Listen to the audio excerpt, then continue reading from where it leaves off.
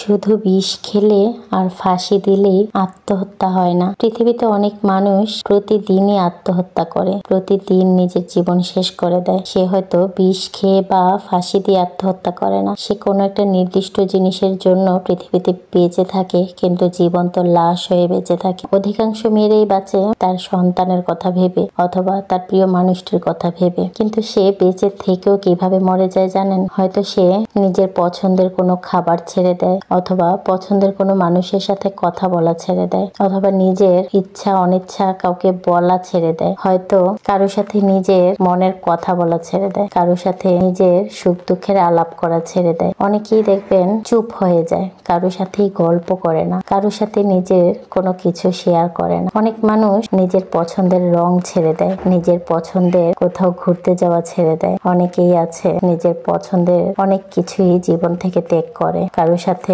প্রাণ খুলে কথা বলাটা পর্যন্ত ছেড়ে দেয়। সেই সব মানুষ জীবন্ত লাশ হয়ে বেঁচে থাকে, শুধু এটাই ভাবে আত্মহত্যা করলে হয়তো ওই দুনিয়াতে কিছু পাবো না, চেষ্টা করি ওই দুনিয়ার জন্য কিছু নিয়ে যাওয়ার। তো অনেক মানুষই পৃথিবীতে শুধু বেঁচে থাকে জীবন্ত লাশ হয়ে।